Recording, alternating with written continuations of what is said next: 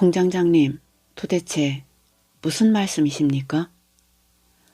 이봐, 자네는 우물안 개구리처럼 한 회사에서만 근무해서 사정을 잘 모르는 것 같은데 다른 회사 같았으면 자네 나이엔 벌써 이사로 진급을 하고도 남았을 걸세. 그럴 능력이 안 될 땐 물론 회사를 그만두었을 테고. 근데 자네는 이것도 저것도 아니잖아. 자네 때문에 후배인 장기혁이 차장으로 직급을 받아와야 속이 시원하겠나? 이거야 원. 자기 분수도 모르는 주제. 오늘 들려드릴 작품은 서은교 작가님의 단편 소설 지금은 방꽃 필 때입니다. 이 작품은 서은교 소설집 미디어 파사드에 수록된 작품입니다. 서은교 작가님의 작품은 제 채널에서 여러 작품을 소개해 드렸는데요. 앙숙, 자이언트, 애딴집, 미디어 파사드가 그 작품들입니다. 독자의 반응이 무척 좋았습니다. 다 들으시고 나서 공감하셨다면 좋아요를 눌러주십시오. 작가에게 힘이 됩니다. 구독은 감동입니다. 이제 작품 속으로 들어가 보겠습니다. 편안하고 행복한 시간 되십시오.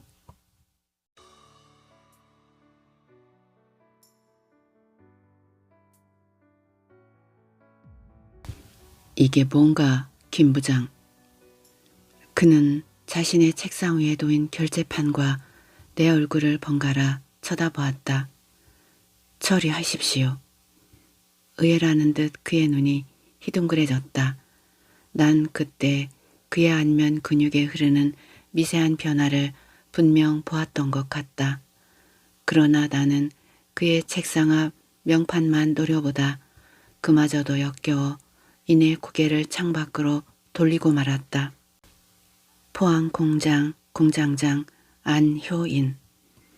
공장 앞 야적장엔 슬래그를 밀어올리는 불도저의 갱음이 실내 벽면에 부딪혀 이명처럼 윙윙대는 소리를 남긴 채 사라지고 있었다. 곧 본사와 음성회의가 있으니까 이것은 나중에 보도록 하겠네. 회의용 탁자 중간에 삼각형의 사운드 스테이션의 통화음이 울리는 걸로 봐서 곧 회의가 시작됨을 알 수 있었지만 난 추워도 참석할 마음이 없었다. 아니요, 저는 더 이상 회의에 참석하지 않겠습니다. 이봐, 김우연 부장. 공장장의 다급한 소리가 미처 문을 빠져나오지 못해 허공을 맴돌다 어디론가 사라져버렸다. 나는 기획실 문을 열고 계단을 내려갔다. 그때 맞은편 연구소 건물에서 황급히 걸어오는 장기혁과 마주쳤다. 선배, 어디 가요? 곧 회의란 말이오. 그러나 나는 연구실로 돌아와 며칠 전 미리 준비해 두었던 사물이 든 가방을 챙겨 정문을 빠져나와 버렸다. 멀리 사무실 2층 계단참에 서서 공장장과 장기혁이 무언가 말을 주고받는 소리가 들렸다. 너희들이 바라는 게 이런 거 아니었나? 속으로 비웃고 있을 그들의 모습을 지우려 나는 서둘러 회사를 벗어났다. 내겐 좀 더 자신만의 시간이 필요한 순간이었기에 이자 잠시 나를 놓아버리고 한 가정의 가장이 아닌 회사의 부서장이 아닌 나를 찾아가기가 결코 쉽지 않을 거란 생각이 들었지만 모든 결정은 이미 내려진 셈이다. 되돌아가기도 되돌리기도 싫은.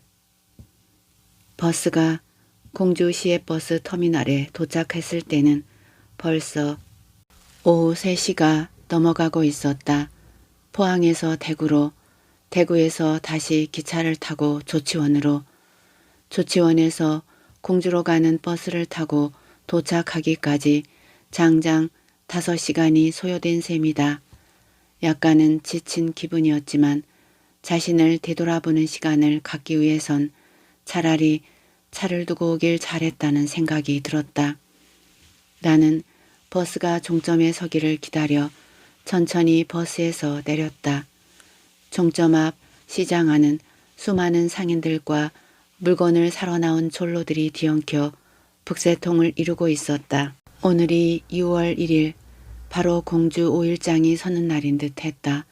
나는 시장을 벗어나 대로변으로 나가려다 말고 다시 시장 안으로 발길을 돌렸다.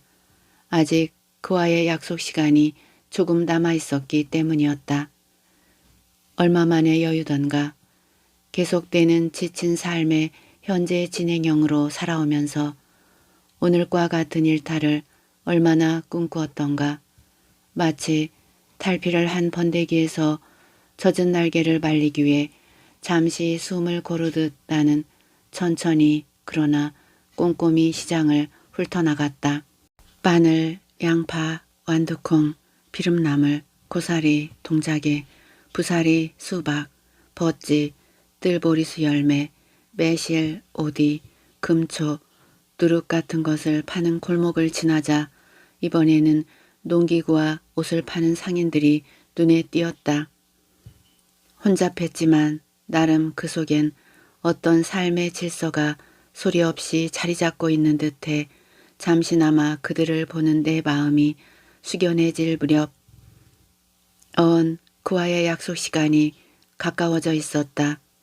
길 건너 공산성이 눈앞에 들어왔지만 나는 애써 발길을 돌려야 했다. 지금쯤 회사에서는 무슨 일이 있을까? 과연 그들은 나를 찾기라도 할까? 이내 씁쓸하게 혼자 고개를 저으며 부질없음을 스스로 깨우쳤다. 이게 얼마만인가? 그러게요, 형님. 1년 전 혈기왕성하던 전 포항공장 임동수 공장장님은 어디다 모셔다 놓고 이런 촐로로 계실 수 있단 말입니까? 터미널 앞에서 그를 만날 수 있었다. 마곡사행 버스를 타고 온 그는 버스가 종점에 멈추자 맨 먼저 차에서 내렸다. 그는 나를 보자 악수도 하는 둥 마는 둥 일단 시장 안 음식점으로 끌고 들어갔다. 여전히 술집마다 눈도장을 찍으시는 데는 일가견이 있으시군요. 하하. 몇 차례 쉬지 않고 술잔을 주고받은 후에야 우리는 서로를 마주보았다. 회색 작업복에 노란 안전모를 쓰고 공장 곳곳을 누비던 그의 모습은 어디에도 보이지 않아 나는 애려 안도했다. 올해 환갑을 맞은 그의 눈빛은 8살 아래인 내가 보기에도 여유로움을 넘어 산호초가 훤히 비치는 태평양 어느 무인도의 티없이 맑은 바다속과 같다는 생각이 들 정도였다. 이젠 지금의 그 모습과 마음이 곧 내게도 적용되기를 바라면서 왜 그런 눈으로 보는가? 자네는 여전하구먼. 뭘? 형님 모습이 전설 속 한 마리 황금닭처럼 편안하고 우아해 보여서요. 그는 입으로 가져가던 술잔을 입술 근처에서 멈추고 나를 한동안 바라보았다. 희미하게 휴대폰 벨 소리가 들려왔다. 벌써 여러 차례나. 그러나 난 한 번도 전화를 받지 않았다. 짧은 시간에 너무나 많은 술을 마신 탓인지 눈앞이 휘청거리며 한 바퀴 공중제비를 도는 듯 했다. 마곡사로 가는 버스는 이미 끊겨버린 시간이었다. 광정에서 택시를 타고 월가리 마을 해관 앞에 내릴 즈음엔 이미 별들이 하늘 정중앙에서 쏟아질 듯 아래를 내려다 보고 있었다. 어디선가 개 짖는 소리가 들려왔다. 마누라는 서울 딸네 집에 갔어. 부부 동반 여행을 간다고 해서 손자들 봐주러 갔거든. 잠시 해방된 민족이십니까? 덕분에 제가 낄 수 있어서 다행이네요. 하하. 개울물 흐르는 소리가 들리는 길을 따라 오르자 몇 채의 인가가 보였다. 길가로 보이는 담 안에서 소의 되새김질하는 소리가 서걱거리며 들려왔다. 생각나는가? 저기 산 밑에 있는 집이 바로 그때 그 집일세. 나는 20년 전 그와 함께 하기 휴가를 왔을 때 하룻밤 묵었던 집을 떠올렸다. 이 고장이 낯설지만은 않은 이유이기도 했다. 그런가요? 내일 날이 밝을 때 다시 봐야겠지만 당장 떠오르는 건 대문 입구에 있던 담뱃잎 건조장밖엔 생각이 안 나는데요. 다 허물고 새로 집을 지었지. 담배 농사에서 밤나무로 바꾼 지도 오래됐어. 저 앞쪽과 집 뒤, 그리고 들어오던 길목에 있는 산까지 전부 밤나무 밭이거든. 고개를 돌아서 조금 오르자 새로 지은 깨끗한 집이 눈에 띄었다. 처음 집을 지을 동안은 컨테이너에서 생활했지. 고생도 많았어. 그래도 지금 30년간의 회사 생활을 생각하면 배시시 웃음이 나곤 했지. 집사람은 이런 시골 구석으로 들어온 걸 여전히 못마땅해 했지만 말이야. 청정바람 한 자락이 산곡의 마루에서 아래로 미끄러지듯 스쳐 내려왔다. 여기는 6월이라 해도 새벽엔 추워. 그는 안방 아궁이 앞에 앉아 마른 솔잎을 불쏘시개 삼아 불을 탱기고 있었다. 불이 활활 타오르자 그는 창고에서 마른 밤을 꺼내와 아궁이 속으로 밀어넣었다. 무슨 일인가 대체. 그것도 휴일도 아닌 평일낮에. 그제야 그가 처음부터 미루고 미뤘던 말을 꺼냈다. 포항공장, 임동수 전 공장장. 그와의 인연은 내가 처음 이 회사에 입사를 하던 1985년부터 시작되었다. 당시 임동수는 생산 과장이었고 나는 처음 몇 년 동안 실험실로 발령을 받아 근무를 했다. 그리고 5년 뒤 회사 내 대대적인 부서 개편이 있었을 때 나는 생산부로 보직을 변경했다. 당시 공장의 증설로 인해 제2공장이 생겨나자 생산부서 인원을 부득이 충원해야 할 시점에 임동수는 품질 관리와 생산 업무의 연관성을 내세워 나를 차출한 것이다.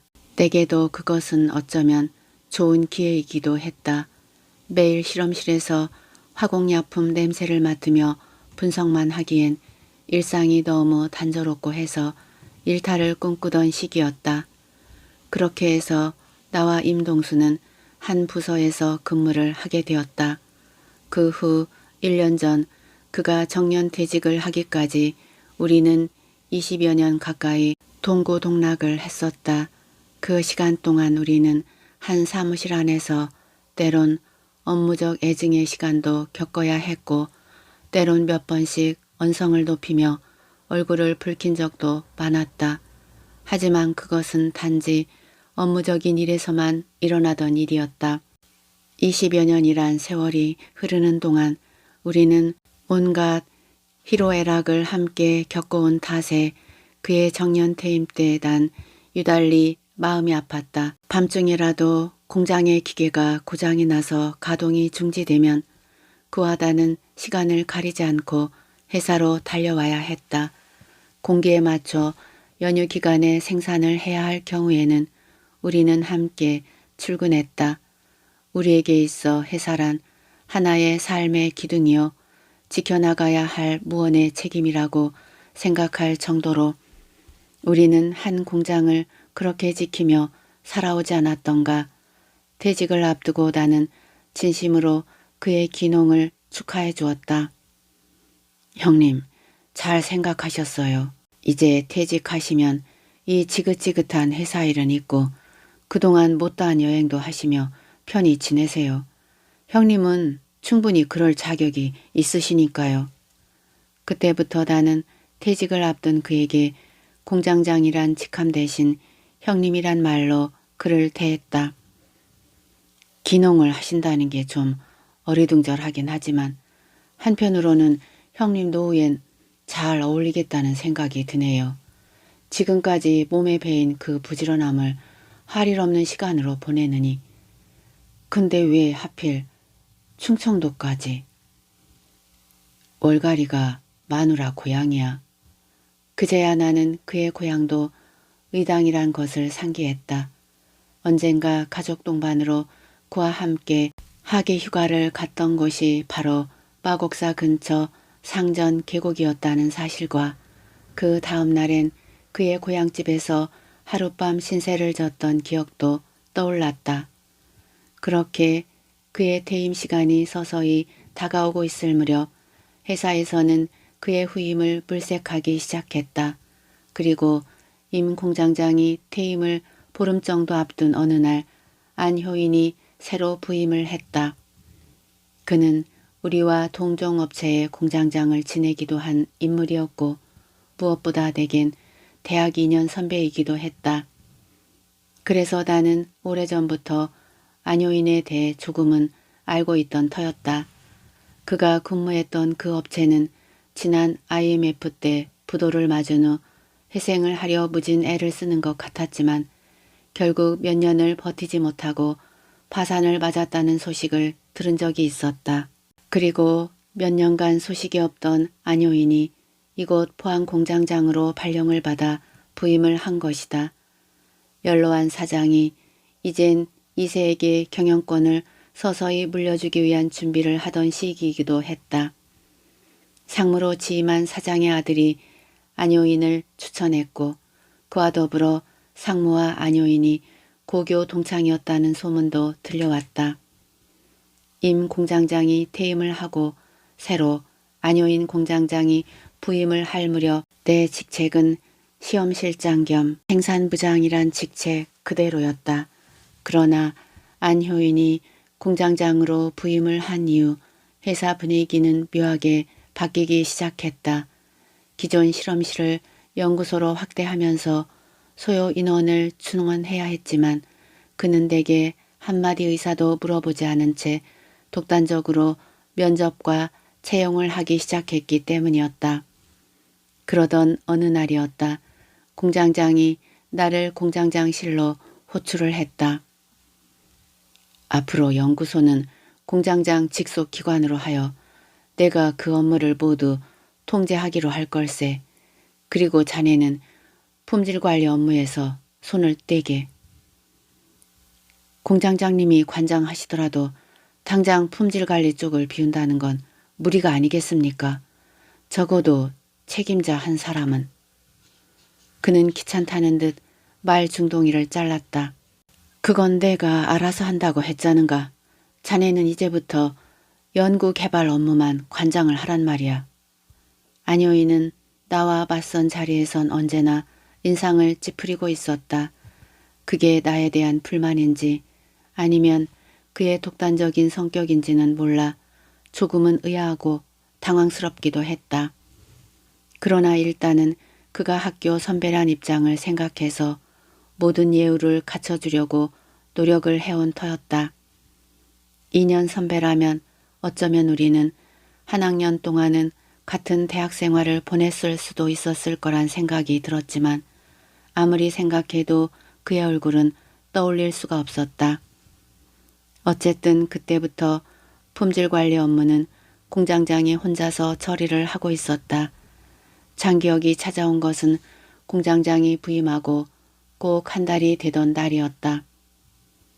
선배님, 저는 대학 4년 후배 장기혁이라고 합니다. 나는 실험 중인 손을 멈추고 그를 자리로 안내했다. 그렇다면 공장장 추천으로 연구소로 오게 되었단 말인가? 그렇게 말을 하면서도 나는 무언가 마음이 찜찜했다. 아무리 연구소가 공장장 직속이라곤 하지만 그래도 명색이 아직은 부서장인 내게 한마디 상의도 없이 그를 데려오려는 공장장의 저의에 약간은 거부감이 생겨났다.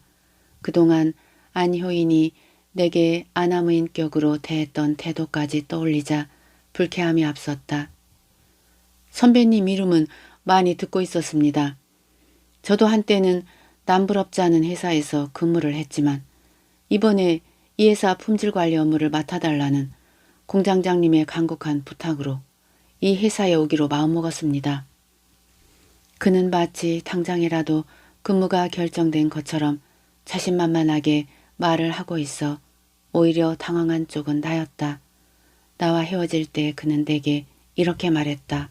잠시 비를 피해 가야겠다는 생각이 듭니다. 그러니 선배님이 내 방패막이가 되어주셨으면 합니다. 난 선배가 쓴 우산 아래서 움츠리고 있으면서 비만 피하면 되니까요. 어이가 없었다. 비를 피하기 위해 잠시 이곳에 들렀다. 그리고 며칠 뒤 공장장이 나를 다시 호출했다. 회의장 의자에 앉은 그의 얼굴이 벌겋게 상기되어 있었다.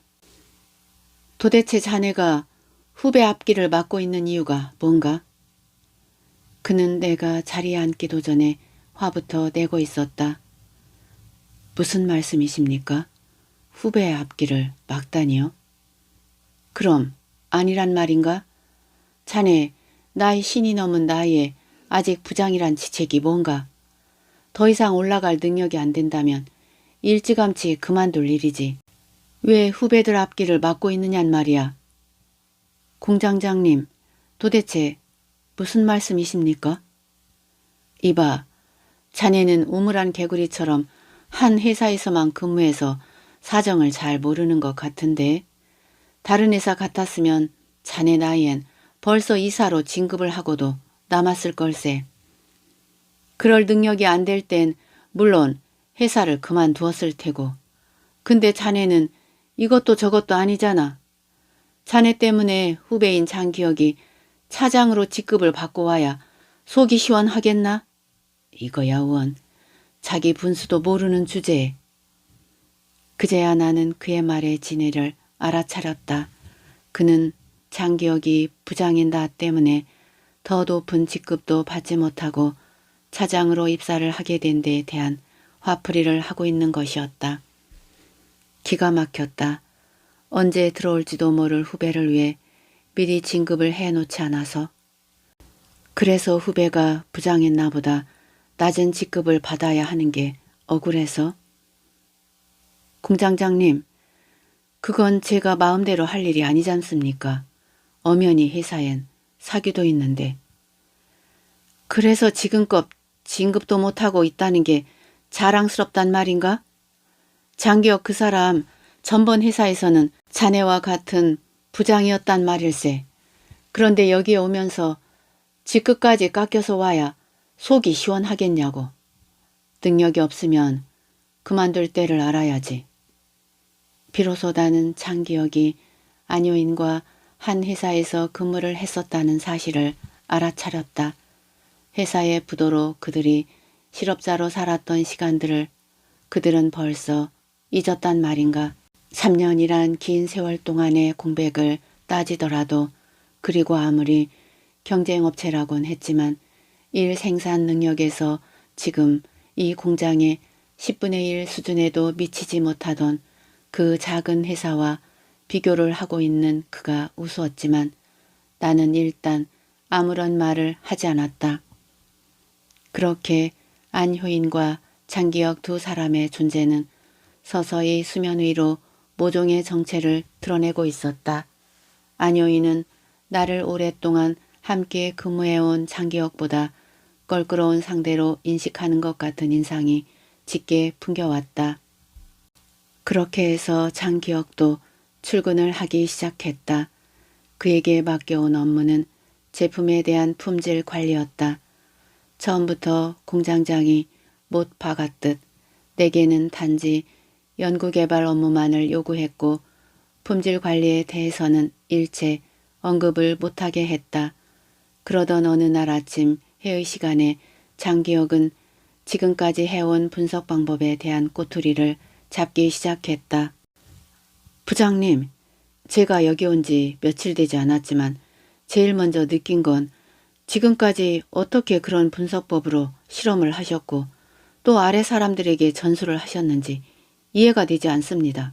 말하자면 적어도 제가 아는 분석법과는 차이가 나도 너무 큰 차이가 난다는 점입니다. 내가 비교 분석을 해서 오차를 따져보니 자그만치 1% 정도의 편차가 생겼단 말입니다. 어이가 없었다. 무엇보다 자신이 재고인 양 거드름을 피우는 모습에 나는 차라리 헛웃음이 앞섰다. 뭐? 그럼 내가 지금껏 표준 공정 분석법을 지키지 않았고 또 부하 직원들에게 그런 분석법을 가르쳐 왔다는 건가? 그럼 대체 이 결과는 무엇을 말하는 겁니까? 그가 자신의 방법으로 한 분석 결과와 또 다른 결과표를 내 앞에 내밀었다. 각 주요 성분별 차이가 적어도 0.5 내지는 1% 가까이 차이가 나는 성적표. 이건 제가 실험한 결과입니다. 보십시오. 두 분석 결과의 오차가 어느 정도인가를. 결론은 기존의 분석 방법이 잘못됐다는 게 증명이 되는 셈 아닙니까? 그는 계속해서 자신만만하게 자신의 주장을 말했다. 처음부터 기존 분석원들이 하는 분석법에 의구심을 가지고 있었습니다. 한마디로 지금까지 김 부장님이 해온 분석 방법은 모두 엉터리라는 겁니다. 장 차장, 그게 무슨 소린가? 엉터리라니 도대체 무슨 근거로 그런 소리를 하는가?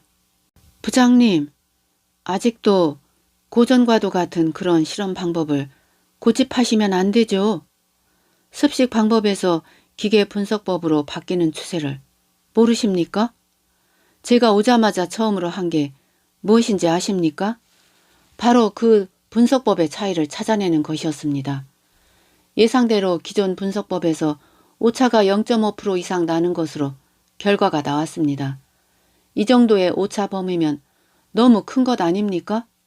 이런 분석법으로 어떻게 품질 검사를 해왔는지 도무지 이해가 되지 않습니다. 부장님, 정말 지금의 분석법이 틀렸다는 걸 모르고 계셨습니까? 장기혁이 분석 데이터 시트를 공장장과 내게 한 부씩 내밀며 따지듯 물었다. 그의 얼굴은 조소로 가득 차 있는 듯 했다. 자신만만한 그의 말에 어안이 벙벙해져 나는 잠시 할 말을 잊고 말았다. 그때 잠자코 장기혁의 말을 듣고 있던 안효인이 나를 쳐다보며 물었다. 그게 정말인가, 김 부장? 김 부장은 여기에 대해서 어떻게 생각하는가? 아니, 됐어. 그러니 회사 제품 수준이 이 모양 이 꼴이지. 변명 따위는 듣고 싶지도 않네. 그리고 장 차장은 앞으로 분석 방법에 대한 전반적인 표준 매뉴얼을 다시 만들도록 하게. 안효인은 더 이상 내 말을 들으려 하지도 않고 회의를 끝내고 말았다. 부장님, 도대체 이게 무슨 소립니까? 그럼 저들은 국가기관에서 공시한 표준 분석법을 무시하겠다는 겁니까? 나와 개발 업무를 보고 있는 유미나 대리의 얼굴이 벌겋게 상기되어 있었다. 그날 이후 생산 및 품질 검사에 대한 모든 권한은 안효인과 장기혁 둘만의 성역으로 변해갔다. 새로 채용된 분석 조원 2명도 모두 그들의 지시에만 충실했을 뿐 나와 유미나의 존재는 서서히 연구소에서 퇴색이 되어가는 참담한 기분이었다. 그때 나는 처음으로 임동수 공장장을 떠올렸다. 그와 함께 공장을 이끌어온 지난 세월이 꿈만 같았다. 그가 보고 싶었다. 아니, 지금 이런 분위기라면 당장이라도 회사를 그만두고 그에게 달려가 옛날처럼 밤새 술잔을 기울이며 억울한 심정을 토로하고 싶은 심정이었다. 4명의 품질관리 분석 조원이 있는 품질관리팀과는 달리 연구개발팀엔 유미나만이 내 곁에 남아있었다. 유미나도 지금의 이 상황이 믿겨지지 않는다는 듯 종종 내게 술자리를 함께 하자는 날이 잦았다. 그때마다 그는 나보다 더한 울분을 토하곤 했다. 그러던 어느 날 유미나가 현장에서 돌아오더니 내게 말했다. 부장님, 아무래도 현장의 투입 원료가 많이 바뀌어가는 것 같아요. 저번에 우리에게 원료 샘플을 보내서 사용성을 타진해 달라던 그 비업체의 물건이 들어오는 것 같아요. 부적합으로 2번이나 퇴짜를 놓았던 그 업체 물건 말입니다. 그리고 지금 생산되는 제품의 품질이나 규격도 옛날 같지가 않아요. 내가 한번 모르게 분석을 해봤더니 글쎄 성분이 그뿐이 아닙니다. 자주 장 차장과 공장장이 그 업체로 들르는 걸 봐서는 원료를 받는 조건으로 어떤 뒷거래가. 그리고 유미나의 그 다음 말에 나는 할 말을 잃고 말았다. 그 회사가 왜 망했는지 아십니까? 제가 아는 사람을 통해 듣기로는 안 공장장과 장 차장이 전번 회사에 근무할 때 영업과 원료 구매 쪽에서 많은 뒷거래가 있었고 그게 쌓이고 쌓여 걷잡을 수 없을 만큼 커지는 바람에 부도를 맞았다는 이야기가 공공연히 들려오고 있더라고요. 회사는 어떻게 되든 나몰라라 하며 자기 실속만 챙겼다는 겁니다. 이미 이 업계에서 아는 사람은 다 알고 있는 사실입니다. 확실하지 않으면 함부로 말을 하지 말게나. 나는 일단 유미나의 말을 끊어놓았지만 나 역시 마음이 무거운 시기였다. 그런 우리 마음을 눈치라도 챈 것일까. 어느 날 공장장이 현장에서 나를 호출했다. 그는 새로 들어오기 시작하는 비회사 원료 앞에 서 있었다.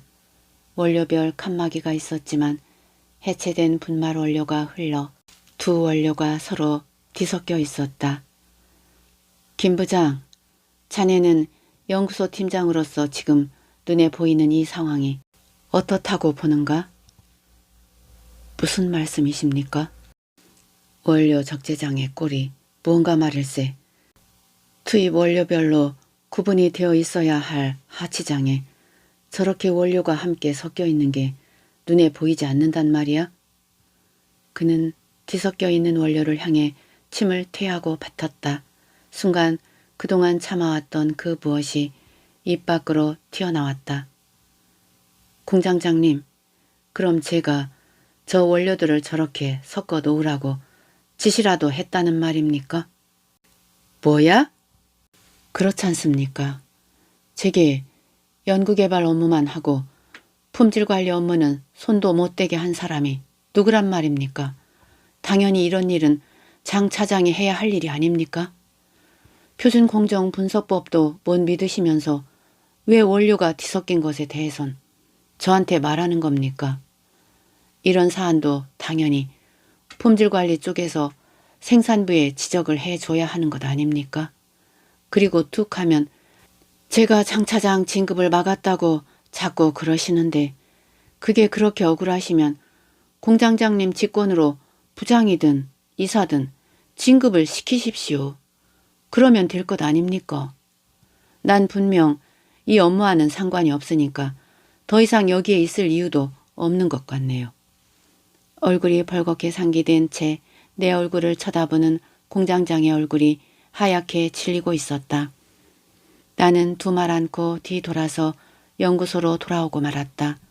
무엇보다 내가 아쉬웠던 건 그들이 모두 나와 학교 선후배 관계였다는 사실 때문이었다. 같은 동문끼리 서로 아껴주며 배려해 주지는 못할 망정 서로를 헐뜯고 시기를 하고 있다니 그런 배신감이 나를 참담하게 만들고 있었다. 새벽까지 이어온 온돌의 온기 때문일까 간만에 개운하게 잠에서 깼다. 임동수는 벌써 일어나 마당에서 분주하게 일하고 있었다. 아궁이에 다시 벌겋게 불이 달아오르고 솥에서는 여물이 구수하게 익어갔다. 소에게 여물을 주고 닭장에서 계란을 주워 담는 그의 모습에서 이젠 노후의 평온함이 한껏 묻어나는 것 같았다. 기농이네 애완을 넘어 이젠 품격이 느껴지는데요. 2년 만에 이룬 쾌거치곤 너무 넘치시는 것 같아요. 그를 따라 마당 한쪽에 있는 비닐하우스를 지나 뒷산으로 발길을 돌렸다. 저 산을 보게나 온통 아름드리 뒤높은 밤나무에 굵은 그루터기를. 그에 비하면 이깟 5년생 애송이들을 보고 품격이란 말을 쓸 수가 있겠는가. 이제 시작인데. 올해 5년차 밤나무 묘목이 집 뒤 야산에 가는 가지를 뻗고 듬성듬성 심어져 있었다. 산 아래 지난번 휴가 때 하룻밤을 보낸 집이 눈에 들어왔다. 그때 아침에 세수를 하러 대문 밖으로 나왔을 때 집 앞으로 흐르던 맑은 계곡물이 생각납니다. 물속 작은 고기들이 떼지어 다니는 모습이 아직도 생생한데 지금도 여전해 여긴. 밤나무 묘목을 심어둔 야산을 중간쯤 오르자 오른쪽으로 고추밭이 보였다. 1000평 정도의 밭에 심어둔 싱싱한 나무들이 가을의 수확을 향해 달려가는 듯 했다. 일사불란하게. 근데 내 마음은 왜 이리 태풍이 휩쓴 황야처럼 허전하기만 한 걸까? 형님이 부럽습니다. 저는 언제쯤 이런 여유를 부릴 수 있을까요? 그러기엔 너무 이른 것 아냐? 나는 잠시 할 말을 잃고 말았다. 사회생활의 치열함이 나를 이런 궁지로 몰아넣은 것은 아닌지 갑자기 약해진 마음을 나는 여전히 추스르지 못하고 있는 것 같았다. 윙윙 고추밭 옆 공터에서 몇몇 촐로들이 참나무 등치에 드리로 구멍을 내어 버섯 종균을 넣느라 분주하게 움직이고 있었다. 아침 식사를 마치고 우리는 버스를 타고 마곡사로 향했다. 유구 쪽으로 갈라지는 길에서 우회전 한 차는 곧장 마곡사 입구 주차장으로 거침없이 달려나갔다. 입구 장승마을에 높게 서 있는 장승과 솥대의 시선이 계속 나를 보며 따라오고 있었다. 고즈넉한 산길을 걸어 계곡물이 흐르는 마곡사로 향했다. 먼저 대웅전으로 들어가는 다리 앞에 있는 명부전으로 들어가 삼배를 올렸다. 지장보살의 눈길이 나를 계속 지켜보는 것 같았지만 나는 한동안 좌선을 하듯 눈을 감았다. 지금 내게 무슨 일이 일어나고 있는 걸까? 색즉 시공, 공즉 시색이란 말처럼 지금의 모든 순간이 허공으로 흩어지고 마는 연기에 불과한 것이었으면 잠시 앉아있는 것만으로도 마음이 안정되는 것 같았다. 대웅전으로 들어가는 다리 아래 깨끗한 계곡물 속에 유유자적 유영하는 잉어떼들의 스스럼 없음이 잠시 발길을 잡았다. 저 속에서도 자연의 질서와 생존의 위협은 언제나 공존하고 있어. 겉으로 보기엔 평화로워 보이지만 말이야. 햇살이 높아지면서 송림의 그늘이 점차 넓이를 줄여가고 있었다. 생각나세요? 저 아래 계곡에서 마셨던 동동주? 나는 문득 20년 전 의당에서 마곡사 상원 계곡까지 지게 음식을 지고 온 임동수의 아버님을 떠올렸다. 건강하셨지. 그래도 세월에 장사가 없다고 몇 년 전 그렇게 가시고 말았어. 덕분에 그땐 형님 고향집에서도 하루를 묵었죠.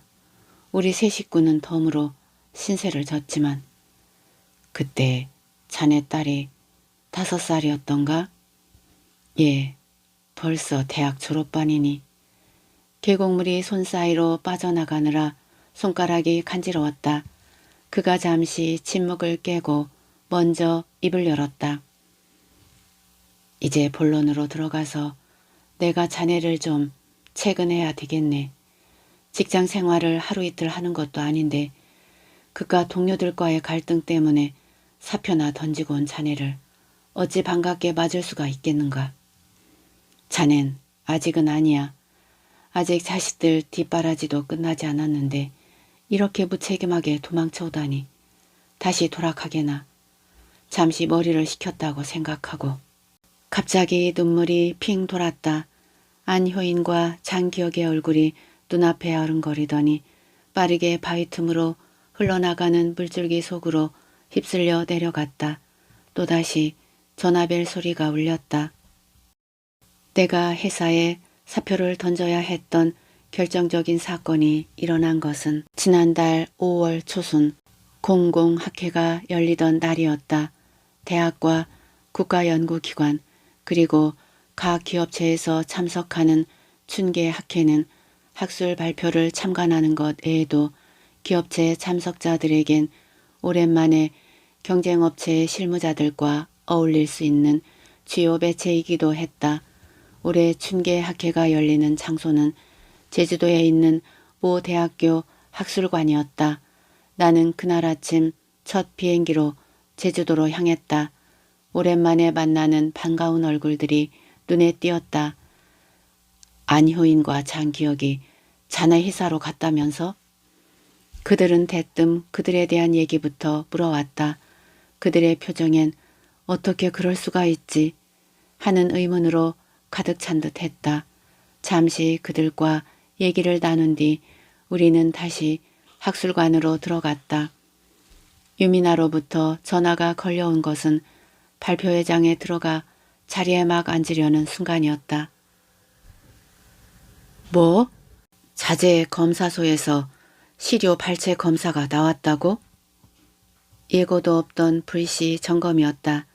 매년 2차례 해당 업체에서 생산되는 샘플을 현장에서 직접 시료를 채취해 허가 성분에 적합한지 검사하곤 했지만 올해는 이미 지난 4월 정규 검사 기간 내에 한 번 다녀간 터였다.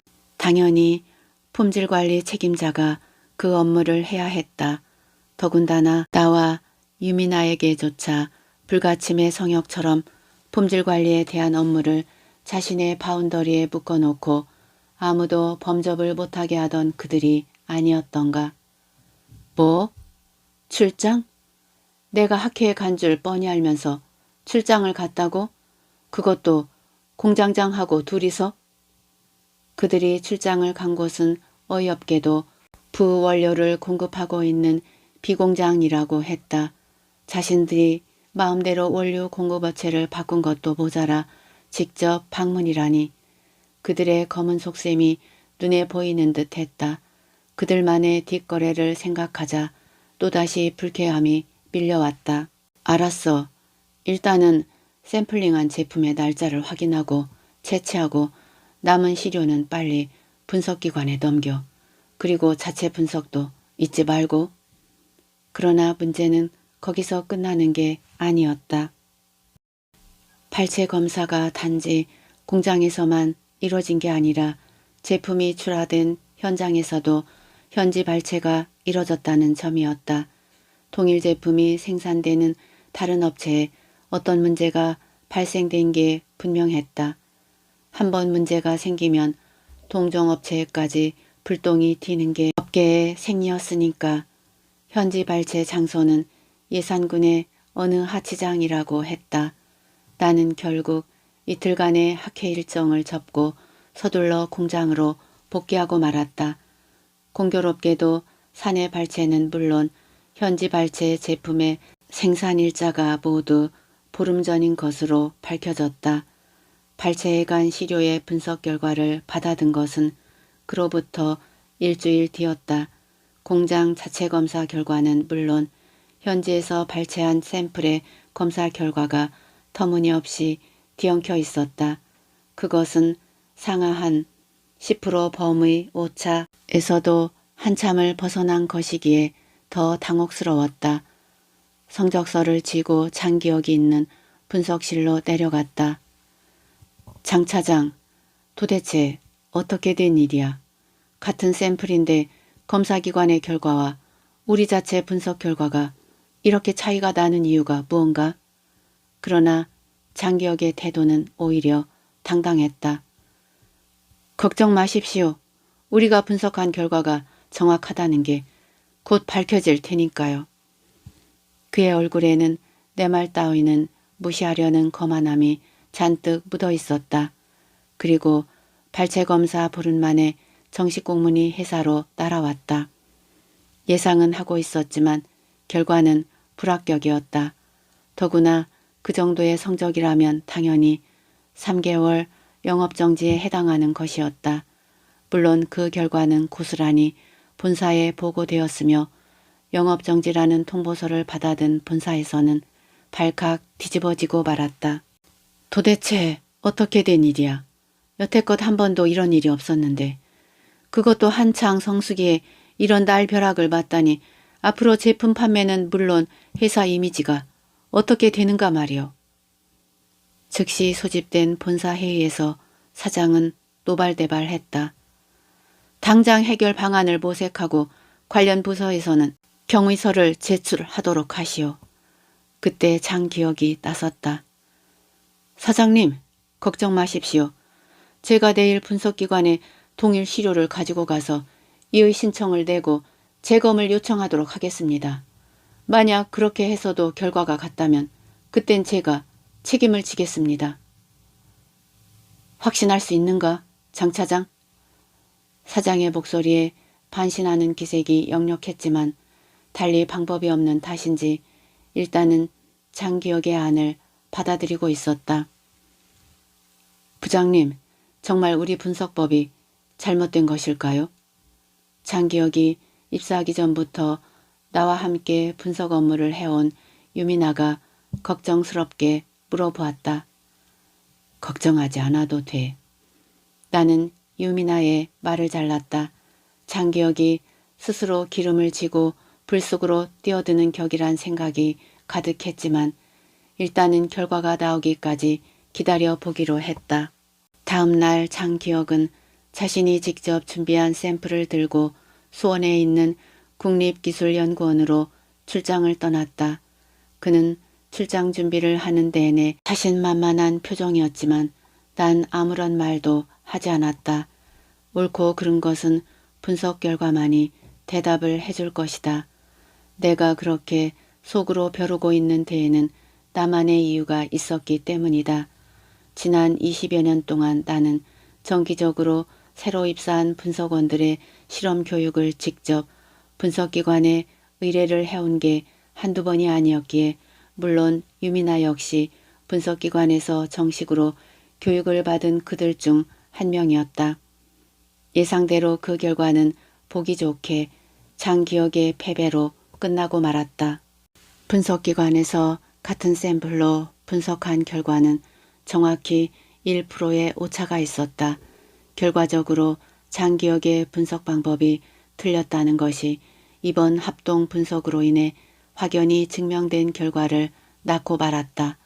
출장에서 돌아온 장기혁의 얼굴이 벌레 씹은 표정으로 일그러져 있었다. 뭐야? 분석 방법이 잘못되었다니. 그게 무슨 말이야? 장 차장?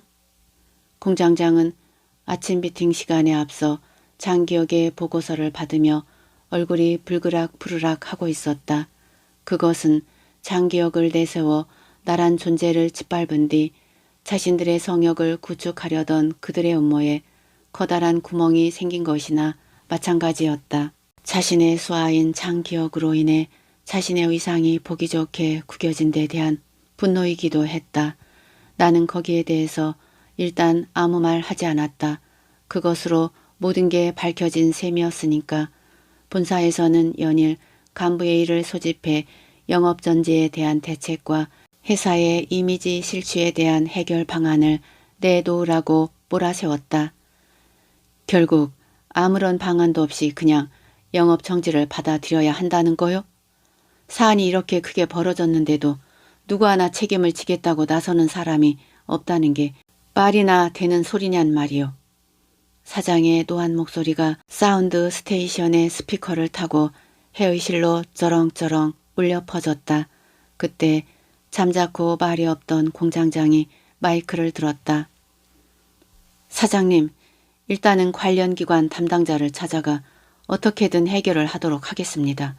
그리고 당연히 이런 결과에 대한 책임을 물을 사람도 필요합니다. 지금 상황에서는 꼭 한 사람이 그 일을 짊어져야 할 것 같습니다. 이 사람아, 요즘이 어떤 시대인데 담당자에게 뇌물을 주고 빠져나올 궁리를 한단 말인가. 저번 회사에서는 그렇게 했는지 몰라도 우리 회사는 그런 편법을 받아들일 수 없네. 다시 말하지만 공장장과 장 차장이 오기 전까진 한 번도 이런 일이 없었소. 그래, 말해보게나. 책임을 져야 할 사람이 누군가? 공장장, 자넨가? 사장님, 저도 공장 업무를 총괄하는 입장에서 도의적인 책임을 벗어날 수는 없다고 생각되오나 향후 2번 다시 이번과 같은 일의 재발을 막기 위해서는 먼저 연구소장에게 책임을 물어야 한다고 생각합니다. 바로 김의원 부장이 책임을 지는 게 당연하다고 봅니다. 공장장의 눈이 나를 빤히 쳐다보고 있었다. 그는 그 시선을 내게 못 박은 채 또박또박 말을 해 나갔다. 마치 그 시선 속 밧줄로 나를 올가매어 전화기 속으로 쑤셔 넣듯. 마지막 말에서 그의 입꼬리가 조소로 비스듬히 찢어지고 있었다. 장기혁은 한마디 말도 없이 맞은편 자리에서 눈을 감고 앉아 있었다. 혼자 갈 수 있다는 말에도 굳이 임동수는 시외버스 터미널까지 나를 배웅하러 따라 나왔다. 공주 시내버스 종점에서 내려 길을 건너려는 순간 전화벨이 울렸다. 본사 기획실이었다. 받아보게나. 임 공장장이 퇴근하는 바람에 나는 할 수 없이 전화를 받고 말았다. 기획실장은 일방적인 통보만 하고 전화를 끊고 말았다. 잠시 정신이 산만했다. 그러나 어제 저녁부터 마음속으로 결정한 내 마음엔 변함이 없었다. 다시는 돌아가고 싶지 않았다. 그런 나를 유심히 쳐다보던 임동수가 내 팔을 잡아 끌었다. 잠시 한 군데 들렀다 가면 안 되겠나? 그가 나를 이끌고 간 곳은 터미널 앞 공산성이었다.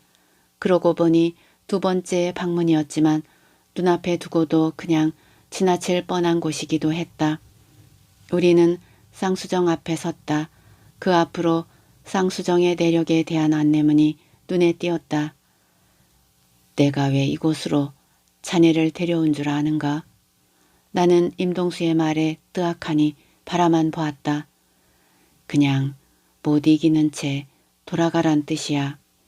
옛날 인조가 여기에 머물렀다. 이괄의 단이 평정된 뒤 다시 서울로 돌아갔듯이 자네도 올바른 길이라 생각되면 그냥 그 자리로 돌아가 앉으란 말일세. 무슨 말씀이세요? 어제 본사 기획실에서 자네 몰래 내게 전화가 왔었네. 그렇다면 좀 전에 내가 기획실장에서 받은 전화 내용을 미리 다 하셨다는 뜻인가요? 내가 무슨 역할을 했겠냐마는 이제 모든 게 밝혀진 이상 자네가 여기 있을 이유가 없지. 가서 마지막까지 그 회사에 필요한 사람이 되어 유종의 미를 거두기를 바랄 뿐이야. 우리가 한평생을 바쳐 회사에 근무한 이유가 무언가 좋은 족적을 남기고 떠나간다는 자긍심 아니던가? 나 또한 그랬었고. 무슨 말을 하려다 말고 나는 피식 웃고 말았다. 그런 내게 임동수가 웃으며 종이가방을 내민다. 아직도 따뜻한 온기가 남아있는 무엇이 손에 잡혔다. 노란 고물이 묻은 인절미의 말랑한 촉감이 손에 그대로 느껴졌다. 뭡니까 이게? 그럼 형님이 인조에게 절미를 바쳤다던 그 임서방이라도 되시는 겁니까? 하하, 자네가 인조를 하게나. 아니요, 전 웅녀에게서 벗어나고자 고민하루에서 도망친 나무꾼을 하겠습니다. 옛기 사람, 도망부터 치고 보는 그런 책임 없는 사람을 하겠다니. 길을 돌아 금강이 내려다 보이는 공북로 앞에 섰다. 강 건너 신시가지가 잡힐 듯 눈앞에 다가왔다. 미리 세월을 앞당기지 말게나. 나처럼 정년을 채우고 돌아와도 늦지가 않아. 그땐 여기 와도 언제든지 쌍수를 들고 환영을 해주지. 문득 조금 전 기획시장이 전화로 한 마지막 말이 떠올랐다. 사장님의 명령일세. 연구개발실을 본사나 공장 소속도 아닌 별도의 사장 직속 부서로 독립시키겠다는 말이네. 당연히 자네가 책임을 맡아야 하고, 그리고 공장장은 생산부장으로 직급을 내려 발령을 냈다네. 장기혁 차장은 총무과로. 그것도 3개월 시한으로. 무작정 달려온 이곳에서 보낸 이틀간의 여정이 못내 아쉽기만 했다. 버스를 타고 조치원으로 향하면서 나는 멀어져 가는 금강을 바라보았다. 어디선가 비릿한 밤꽃의 스퍼민 향이 곳곳을 스치며 지나갔다. 벌써 밤꽃의 계절이던가.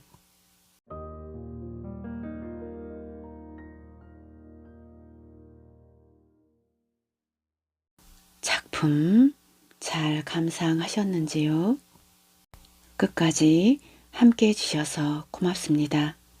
좋은 작품 써주신 작가님께도 존경하는 마음과 감사한 마음을 전합니다. 다음 작품으로 또 만나요.